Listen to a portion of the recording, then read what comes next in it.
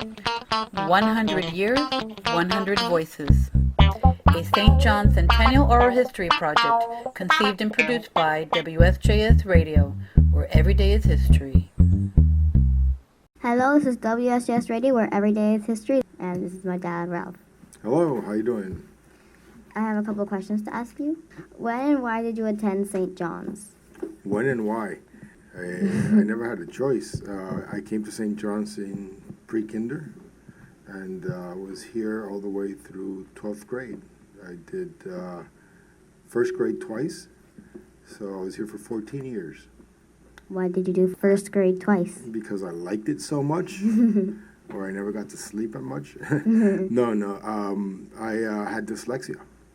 And I was lucky enough that my Mrs. McKay was my first grade teacher, and she had just returned from a seminar about dyslexia, and she detected it right away, and it changed my life. What do you most remember about being a student here? I was just commenting to you when we were crossing the street that I had met somebody across the street that was now working with Alex. And you asked me, how do you know him? It's like, well, he went to St. John's. He was like 3 or 4 grades younger than I. And that's probably what I like most about St. John's, that there's no class divisions. Everybody was friendly, seniors with freshmen, elementary school.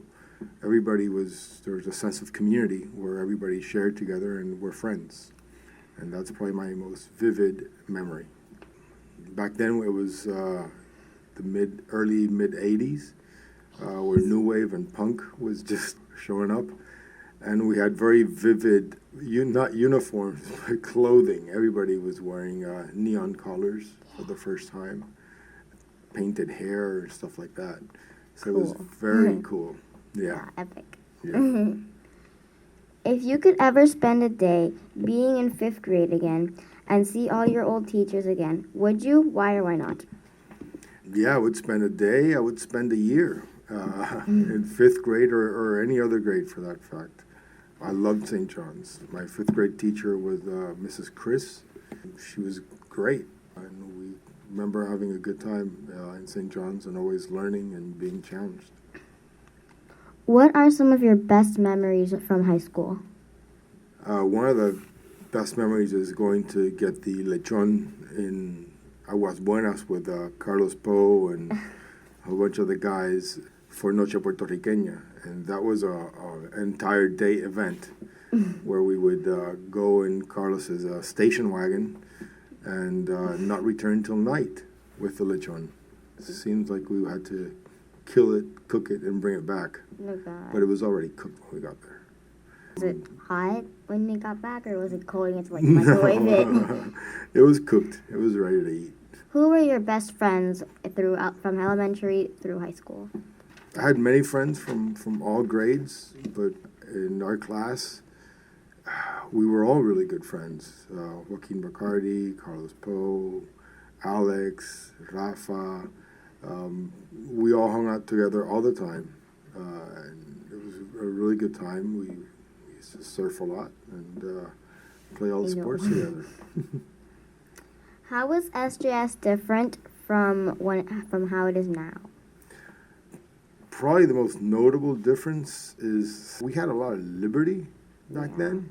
Since freshman year, since we were in 9th grade, we were able to, actually I think it was 7th grade, we were able to leave the school for lunch. So we had one period where we could go to Burger King, or we'd go to Howard Johnson's, or we could Toti's. We had a lot of liberty, so we weren't obligated, if our parents allowed us to leave school, we weren't obligated to be in school. But we were all always together. It's not that we would leave on our own. We would be, with our friends from school, and we would go somewhere. Still not fair. Yeah, well, the best part about that was that during our senior year, we used to have double blocks. Many times we used that time to do our homework. So we didn't have homework on the afternoons or study for exams, so we would do it during school.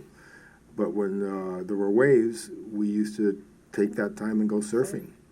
We would go to La Ocho. Our class and our friends have always been fanatics, so we've always been watching. I had a little weather radio. They still, the NOAA Weather Service still runs it, so I used to listen to it every night, and I would know, if there's a cold front coming in, if there's going to be a change in weather patterns. I've been a fan of that all my life, so I follow weather patterns worldwide.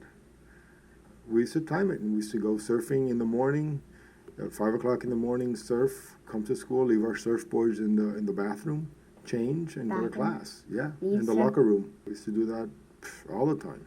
Well, the locker room's different than the bathroom. Yeah, and we had a PE teacher called Scott Winters, who was from California. He was also a surfer. So during PE, when there were waves, we could go surfing as part of our PE curriculum. And it was really cool. Yeah, and we also had he was a soccer coach, and he had us play soccer in the beach, right where you went surfing this summer. In that beach, we used to play soccer there. It was great. It was great. No fair. You got to go to the beach during school hours. Yeah. No. Well, it was part of our life. It still is. What were your main school activities? My main school activities, obviously coming to school and learning. But we played soccer. Our soccer team was, I'd say, very good. We were all football players. We all played Pee-wee football. So when we moved into soccer, we were a very aggressive soccer team. But we did really well. I was in the student council for many years also. Those were basically my school activities. What do you believe most influenced you later as an adult? St. John's was always challenging. St. John's is not easy. It's not a country club. Although we had a great time and loved it and had time to do our own things, we were always challenged in our studies. I remember Mrs. Higueras, Mercedes, who is now my friend. She would challenge us with the Spanish readings, and I was a very slow Spanish reader. Like me. Yeah. It's not easy, but she would challenge us, and we would learn a lot. And just that fact that we had to, do more than what was expected from us was a lot. And that showed me that, hard work, little by little, eventually pays off. Given that your kids could attend another school, what reasons did you choose SJS? You had no choice. I know. No, but why did you pick St. John for us, Madison and me? Okay. First, because I think that English is extremely important. It's the business language of the world. You'll learn Spanish just living in Puerto Rico. St. John's has an incredible college acceptance. I think that the best inheritance I can give you in Madison is your education. I'd rather not eat to be able to give you a good education. It's the one thing you'll have for the rest of your life, and nobody can take it away from you. And I think that St. John's in Puerto Rico and in many of the states in the United States offers that for you. Who was your favorite teacher and why? I liked all my teachers. Mercedes Higueras challenged me a lot. I think she was great, and I had a very good relationship with her. Jorge Rivera also was an influential person in my life. Apart from being our math teacher and joining us in math, was aware of what we were doing socially, so he kept us in a straight line, or as much as he could. We were still, high schoolers. And Teresita Bolivar was also very influential. She was very, very strict, but kind teacher. I enjoyed her class. That's awesome. My kindergarten teacher was Mrs. Myatt. Ooh! I was in her first class when she first came into St. John's. Yeah, I think it's amazing that she had not only me as a student, she had Conchita, your mom, and then she had you and Madison. So she's an institution in this institution. She's seen most of the alumni and their children. How do you feel that SJS is turning 100 years old? Old? Yes, that's No, what I'm actually very proud. I think it's 100 years young, I'd say.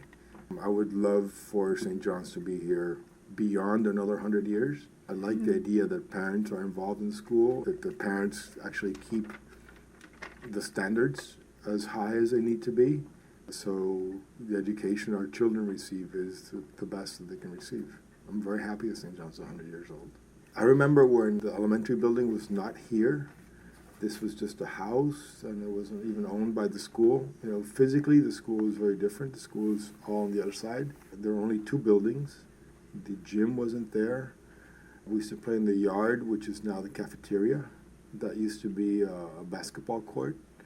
I remember I call them hippies now, but it's probably Robert Carey's class. All the guys with long hairs and stuff like that, flip-flops, and that's how they went to school back then. You know, that was in the 70s. So, Oh, God. yeah, I have a memory. We used to have a slave sale, and the seniors used to go up for auction, and all the underclassmen used to bid. You know, it was like a bake sale, but you would buy a senior for a day. Everybody looked forward to that because you had a senior who could drive, get food for you, you know, go to Burger King or whatever, take you places, and do your homework. It was great. That was. I mean, I understand it's not correct, but it was a fun day at school. You got seniors to do your homework. Yeah. Were you in any school plays, and if you were, how many? Nope. Sorry, not an actor. Yeah. Runs in the Christiansen family. Yeah. I am who I am. I don't know how to be somebody else. Were there any other family members that also came to St. John's with you? No, Were you the first in your family? I was the first in my family. My sister went to Sapane, but then my cousins came here. Jerry and Ryan and Richard came to St. John's. Well, my uncle was in St. John's. My uncle was a headmaster, and that was pretty challenging. Tell me about that. He came to St. John's, I don't know exactly what year. I think I was close to 7th grade, just when I was trying to break out of myself and be free, and you know, nobody owns me and I can do whatever I wanted to. Shows up my uncle as the headmaster of the school. And he's a very kind person, but he's also very straight and very strict. Yes. And he sat me down once and he said, you know, I am the headmaster, and if you're my nephew, and if I need to set an example, I will. There are no special breaks. You need to do your best. That was before I even got in trouble. So I never got in trouble. He's my uncle. I still like him a lot. We have a great relationship. He's awesome. Yeah, he's cool. He's been an educator all his life. Catalina Christiansen, class of 2021.